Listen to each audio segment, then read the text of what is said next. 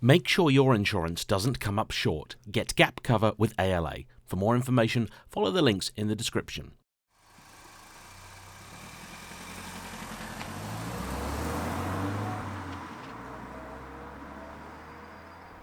Hello everybody.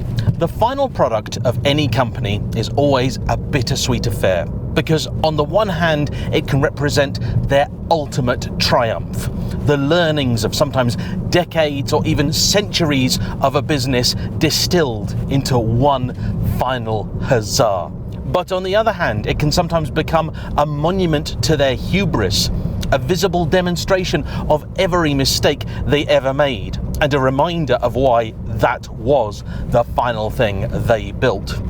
And in the case of cars, I think it can be an even more emotional experience, not just because of the connection that many of us have with them, but also the fact that as they are things often used, they will wear and slowly fade into obscurity, until only the very brave, well-heeled, or particularly mad keep them running. And without the love and dedication of those people, sometimes we live to see those products, and sometimes even entire companies, fade into the history books.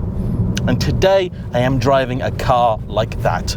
This is the second generation of Saab 9.5, the last new vehicle they ever built.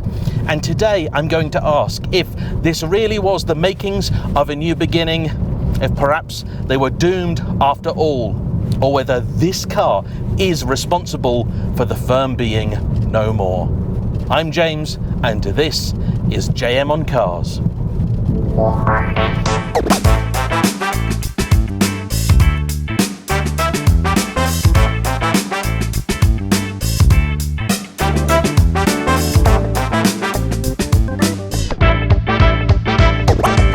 If you've been watching my content recently and hopefully enjoying it, but you've yet to subscribe, I'd love if you could just take 2 seconds to hit that button and preferably the bell icon too, because doing so costs you absolutely nothing but can make a big difference to people like me. The 440,000 of you already that have hit that button have genuinely changed my life. And to see that number get bigger and bigger, well, it doesn't directly bring me anything other than a real sense of joy, warmth, and well-being. So, what are you waiting for? Do that, and let's get started. This is Sean's 2010 Saab 9.5. As already mentioned, the final car the company produced. And Saab is one of those companies that never sold in particularly great quantities. In fact, in their best year ever, they shifted some 135,000 cars. That very same year, Volvo shifted closer to 500,000. But there was something about them that meant they always had a dedicated fan base, whether it was their slightly quirky and offbeat styling, their attachment to turbo engines in the early days of the technology, their constant references to their sister company, also Saab, but essentially unrelated. And of course, much like Volvo, they also took a proactive approach to safety, meaning that once upon a time, a Saab genuinely was a much safer car to be in. And though as the decades progressed and legislation became ever stricter, they did lose a little bit of that as a USP, there are still little details, even in this, that mark out the way the company thought about things. It wasn't simply making sure in a crash test the thing would be safe. It was little details like, in here, you've got a start button in the middle, and if you didn't have keyless entry, you'd put the key there.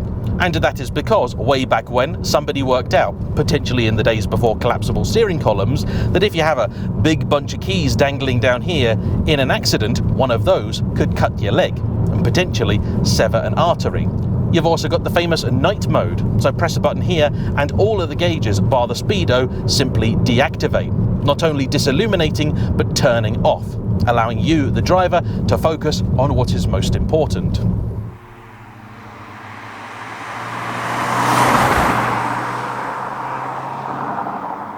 And although they had a few models over the years, in their last decade or so there were two for which the company was best known, the 9.3 and the 9.5, conveniently being roughly equivalent to a BMW 3 Series and a 5 Series. And both of these were based on General Motors platforms. The previous 9.5 was a fairly long-lived thing, having been introduced in 1997, only then being discontinued in 2009 when this was rolled out. However, problems at Saab had begun long before that.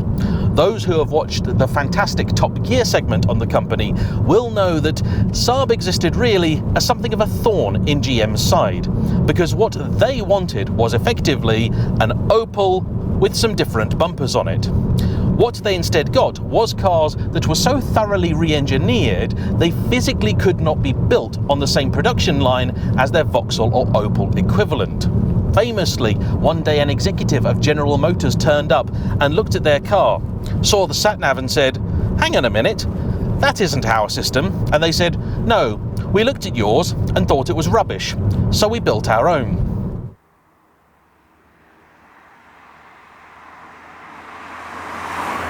Remember, this is a company that was, at that point in time, struggling to shift less than 100,000 cars a year. I cannot even begin to imagine what effect it was having on GM's bottom line. And when you combine that with the fact this was a badge simply nowhere near as prestigious as that of even mid-level German marques, to say nothing of top-end ones like Bentley, Jaguar or Range Rover, I suppose the end was inevitable.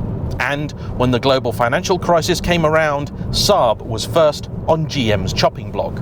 But it would be unfair to say that they abandoned the company entirely, because they still spent a fair bit of time, money and effort in developing this, the second generation 9.5. This is based on what is known as the Global Epsilon platform. So in other words, to British people, underneath here you'll find something like a Vauxhall Insignia.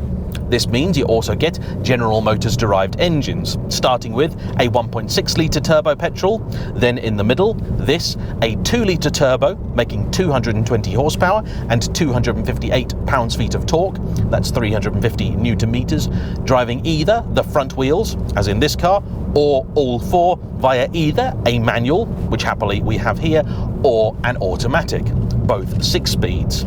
The range topper then was the familiar 2.8 litre V6, which paired only with an automatic gearbox and all-wheel drive, and then for the fleet or economically minded customer, you had a turbo diesel as well. But it is almost impossible to ignore the fact that it would appear General Motors didn't really intend on seeing this project through, because before development was finished, the company was sold. And this is a process that took quite some time, and almost certainly affected both the mood of the place and the quality of the product. One initial buyer was Koenigsegg, and I would love to live in a world where Koenigsegg built series production saloons. However, general difficulty with managing a deal so large and the complacency of all parties involved meant that fell through. A number of other buyers were eventually sought until perhaps the most unlikely takeover of all time happened, when Saab was bought by Spyker. Yeah, that Spyker, the ones that built very, very small numbers of oddball sports cars in the Netherlands. Somehow, someone somewhere was convinced that they would be the ideal stewards for Saab. And the truth is, I don't think that was ever going to work, because Saab is a company that was reliant upon the help of a much larger party, from which it could take liberal quantities of componentry, then adding its own special sauce. And that in many ways is what you have here. I mean, look at the thing. Despite the fact it's 15 years old, I think it's quite a handsome thing. In fact, earlier, a chap mistook it for a Rolls-Royce, and you can nearly see why. Personally, I think there are actually shades of modern-day Polestar, particularly in the rear section of the thing, and it's also got fairly serious proportions, because this was significantly larger than its predecessor. That was just over 4.8 meters long. This is a hair over 5. But it still incorporates some traditional Saab design quirks, like the beautiful wraparound end of the roofline. You also have oodles of legroom in the back, some of the best in class, and an amazing amount of boot space as well. 515 litres, beating many an SUV, and, most importantly, the Alfa Romeo 159 Estate, which Sean was driving before. That belonged to his father, who eventually got a little bit tired of having to lend his car to Sean and told him, "Get your own car," but in a nice friendly dad sort of way.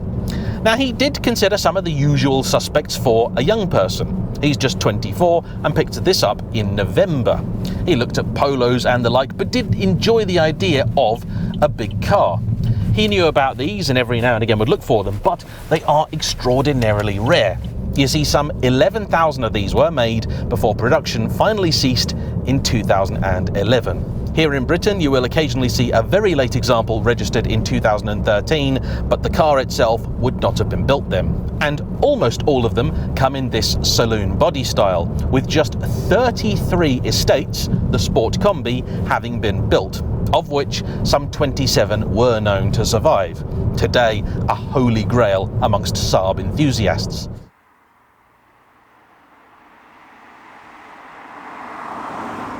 And I must admit that the more I read up about this story, the sadder I feel for Saab, because here is a company that was unlikely to ever set the world alight, but I think should still exist and provide an interesting and quirky alternative to your normal, ordinary, day-to-day stuff. And I think the Swedish government should also spend a minute or two thinking about whether they perhaps should have done just a little bit more to ensure the company's future. At least one member of the government was very vocal about the fact they did not want to own a car maker. They did not feel it was fair to place the burden of ownership on the Swedish taxpayer, and I can get that, but you were also talking about Swedish jobs. And there is a good chance that I think they were trying to play chicken with General Motors, likely unaware of just how serious GM were about getting rid of the thing. But we'll pick this story up in a bit. What exactly is the car actually like? If you were to read descriptions of the time, they would tell you that they thought it was a very good looking thing, incorporated a number of very nice modern design touches, including an LED light bar at the back. It also has the aforementioned generous proportions, and I'm told the kit level was pretty good too. This one is the top of the line Aero, and in here we have dual zone climate control, a satellite navigation system, a small little LCD screen in the middle of the speedo. We've even got a heads-up display, naturally electric mirrors, electric windows, all-round electric memory adjustable and heated seats, though sadly no quirky cup holders. We do still though have the infinity air vents up here, or a version of them anyway. And I found this particularly interesting because one of the major criticisms of the car is the fact that they felt it was just a little bit lackluster inside. The materials in particular were criticised. And I suppose when you consider this is the top trim level, I can kind of see why. Because though we do have a little bit of leather here, there is a lot of cheap GM feeling plasticky stuff in the middle. The dash and the top of the door cards are this kind of weird, not quite scratchy plastic. They're more soft vinyl, but you can tell that this would have struggled to go up against the German rivals. And that's a problem, because it was priced quite similarly to a German car too. These trading blows with the equivalent Mercedes C-Class. Now you could say, of course, that a C-Class is a step down, and that's true. But to your buyer, I don't think that mattered. They saw instead a Saab versus a Mercedes. The other criticism of the car is that dynamically, it just wasn't that good to drive. So, is that fair? Let's find out.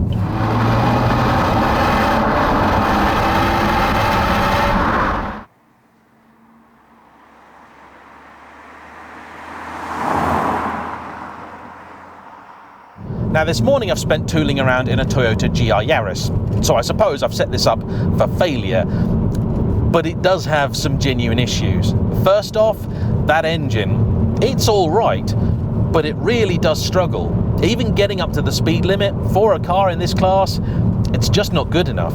I can't imagine what the 1.6 is like.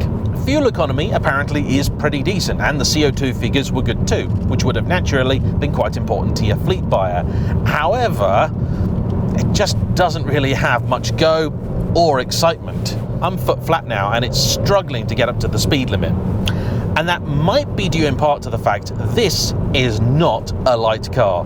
These tip the scales at 1.8 tons. And if you thought having the V6 would fix things, I'm sure in some small way it does. But those are almost 2 tons. That's a lot. You can at least heel and toe though. The pedals are in a fairly pleasing position. I think other comments about the way the car goes are maybe not quite so deserved. The ride is certainly on the fidgety side, these big 19s likely helping contribute towards that. But it also turns in very keenly and nicely. Reminds me a little bit of Ben the Sparkle's Mondeo that I recently took out. The steering too has a little bit of texture and feedback in it. I like that. Something that we used to get in all cars, and today you don't get even in sporty ones. The gearbox too has a nice, decent action to it. And indeed the whole thing feels like it's worn its 100,000+ miles rather well. I mean, here's first, right?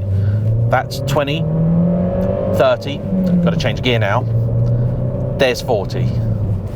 Yeah, not great, is it? But the steering, I really enjoy that. This thing feels quite agile, particularly given the size of it. And yeah, maybe the ride is a little bit overly firm. I would prefer it to be a bit cosseting, but it's all right. If I consider this to be the equivalent to a BMW M Sport, I'd say it's decent. Response from the brakes too is okay. Pedal's got a nice firmness to it, no play in it. I like that. Visibility is pretty good. The A pillar is on the chunky side, but compared to a lot of modern stuff, it's actually not that bad. The B pillar, meanwhile, is far enough back that it doesn't get in the way. The side mirror is pretty good size. Out the back I can see plenty. The bonnet is a little tricky to see, you don't get much of a view of it, but the car isn't all that wide, so it's not too much of an issue. And in the car park you may not have cameras, but you do have parking sensors both front and rear.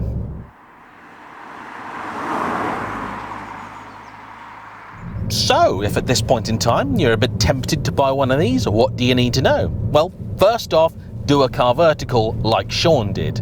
In just 60 seconds, that will give you all you want to know on any potential used car purchase, including not just one of these, with things like mileage discrepancies, previous accident damage, involvement in fire or theft, or usage as a taxi, all being flagged, and you'll need just a VIN or a registration number to get that.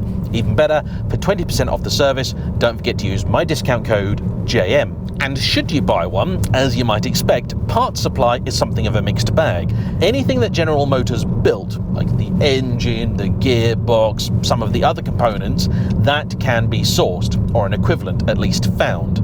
But body panels, can't get those. It'd take only a very, very minor accident to write one of these off. The LED lights at the back, those failed and Sean had to fix them. He did it himself. You have to take the thing apart and then resolder stuff, because there is no alternative. With so few of these having been made, they are far, far more difficult to look after than any Saab that came before. And that means you really do want to be an enthusiast if you are going to try and buy one, because what you've got here is effectively a Vauxhall Insignia, but that's going to be about as easy to find parts for as a 30-odd-year-old Ferrari or Lancia.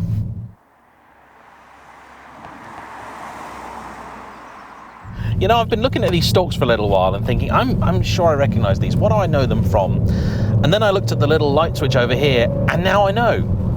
My nan's Vauxhall Mocha. The steering wheel controls, they're off a Mocha. That's where they're from. In fact, the whole wheel I think might be off a Mocha too. Yeah. The switches down here all wear, and some of them have been fixed by putting a little piece of vinyl over the top of them. Apparently that's the only easy solution. This nav screen up here, of course, there are no updates for it, nor is there much in the way of support. Though I am told we're lucky this is the Aero, because if you didn't get one of those, the screen here was very basic indeed. And that, I suspect, might be why the car was so harshly viewed. This is the top of the line one, and it's just about okay. Your bottom of the range, I don't think anyone was going to go for it. And ultimately, you know what? I think this is quite a nice car to drive. I'm going to put that out there. I enjoy the way it goes through a bend. But the fact is, I think Saab really were doomed. Look at their lineup. It was saloons and estates. And what do European buyers not buy now? Saloons and estates. And even American buyers can only be relied upon to buy a saloon or an estate if they recognise the badge and think it's one worth paying for, which evidently, in the case of Saab, they did not. Now, the company did have both a 4x4 and also a crossover in the offering, the ill-fated 9.7 and the incredibly short-lived 9.4X. But both were badge-engineered cars, chiefly aimed at the North American market, and neither of which sold in any quantity or, in truth, were really a Saab.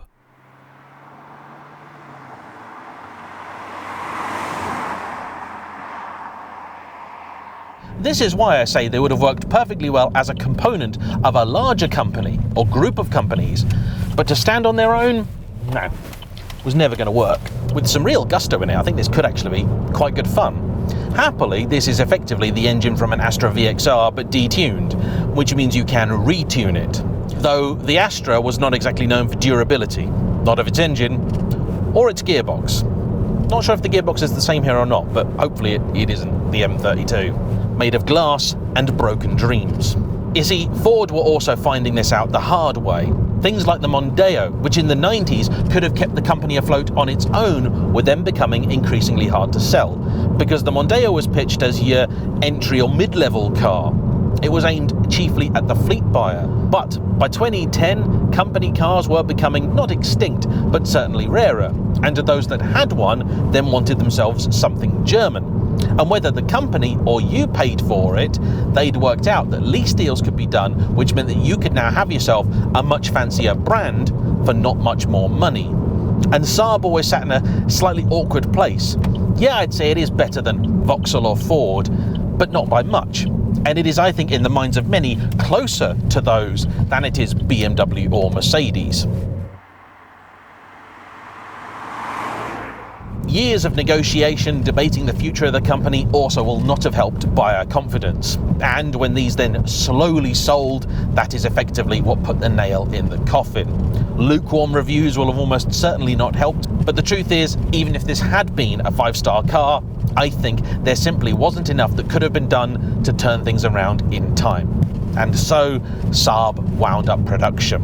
Another company, NEVS, then came in and tried to rejig it, turn it into an electric car maker, but that fell apart pretty quickly. And today, Saab is no more. The factory at Trollhättan, home I think to a museum, and that's about it. A shame really. The name still exists, other elements of the company still exist. You have Scania, their commercial arm, and the aircraft maker as well, but as a car maker, Saab is gone, likely never to return. And that's a real shame, because this proves, even with their dying breath, they did have something interesting to say.